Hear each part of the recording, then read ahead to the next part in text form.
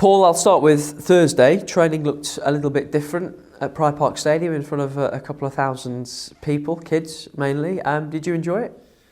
Yeah, it was good. It's weird. It was like coaching at Disneyland because the music was on and all that, so it was a bit strange. And obviously we normally have training over 2 or 3 pitches and everything's set up and everything's on one pitch, and I think we even had steers running up and down the side of the pitch as well, which is surreal. So yeah, it was good.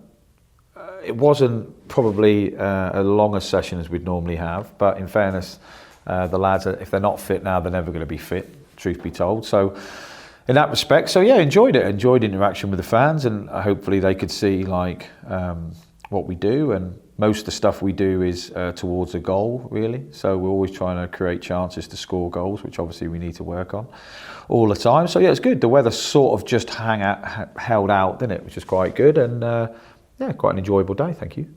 There was a chance to have photographs and sign autographs and things after. Is it important and is it nice to sort of spend that time with supporters from time to time?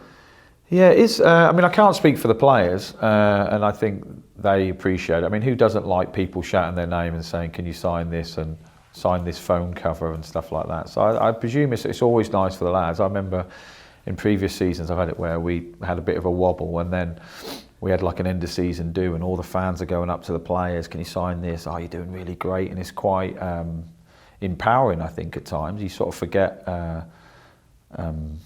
how important football is. I know you don't forget how important football is, but you forget how sort of popular you are as a player. So it's really good for the players in a weird way. And it's nice for me as a manager because I'm either the pantomime villain or hero, aren't I? It's a weird one for me. So obviously it's lovely here. Every time I come to the ground, there's always fans there. There's always fans when you come out. The fans have been really good to me, in fairness. So it's nice to meet more personally than I normally would. So yeah, I quite enjoyed that. Had loads of photos.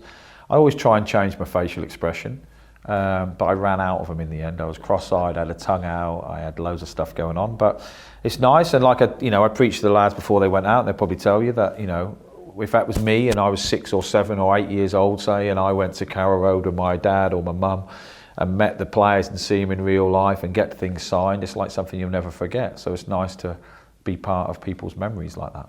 I almost don't want to ask, but what was the facial expression when you watched the clips back from Monday's game? You don't have to do it. My hands behind my head. No, in fairness, I openly admit I don't try and lie and come out with cliches. I was very down on Tuesday. We played Monday, didn't we? I was trying to sort my days out, sorry. Yeah, very down on Tuesday, to be fair. Then I watched the game back, and then I watched it back with specific clips back with the staff, because there was times when we got pulled about a little bit too much and jumped a bit too much. But I just watched it back, really proud of the lads. I thought they were excellent, and unfortunately you judged on results, not on performances. But I don't think we can play a lot better and not win.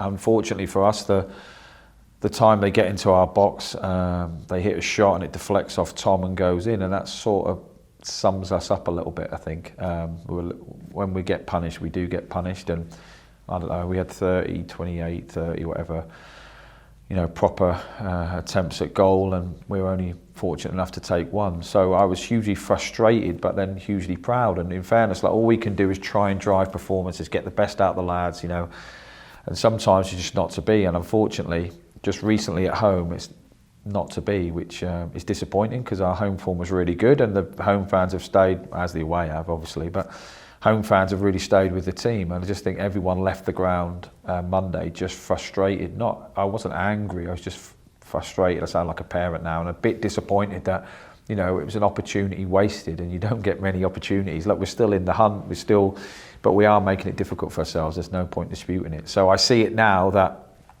we're in a mini league, really, and I've said that for a few weeks now, but it's us, Wickham, Peterborough and Bolton, really, playing for 2 spots. And I know Bolton have got a game in hand, so that's no guarantee, but they have. So I spoke to the lads about the fixtures those 3 teams have got over the next couple of games, and we just have to try and beat their results. And we're not to know that 3 points out of the next 2 isn't enough to get us in the playoffs. Ideally it'd be 6.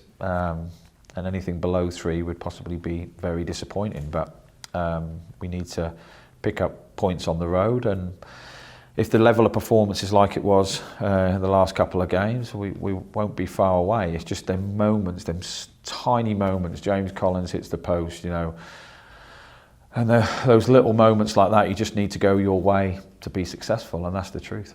We're at that stage of the season with 5 games to go for you, aren't we, where everything is magnified, and I guess the swings are so extreme emotionally as well. Do you have to do anything differently to sort of manage the players and look after yourself during this sort of period?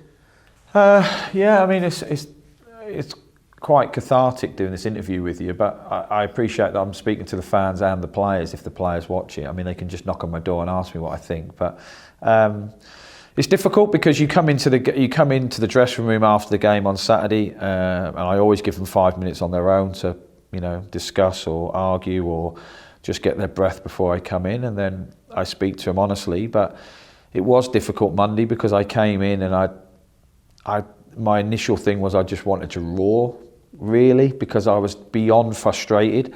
But I also knew that I'd witnessed the lads giving me everything. So how can I, you know, critique it objectively? It's difficult straight after the game. So my job is to try and pick them up and to try and say, look, if you keep them standards, you're not going to be far off. However, the more the games go, the more I think that the lads don't believe me.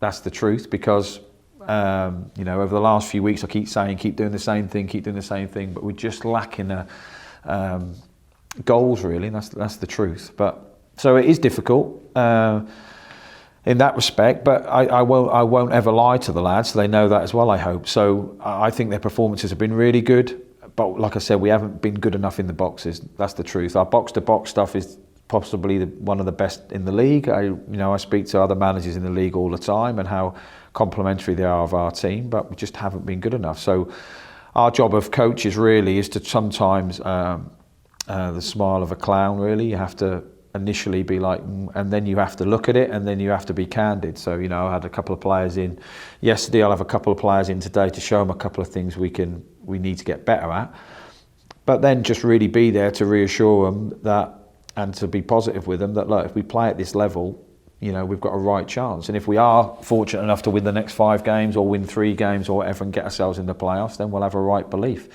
And on day one, when we came in on the first meeting, I don't know if that was recorded by RamsTV, everything felt to be on day one.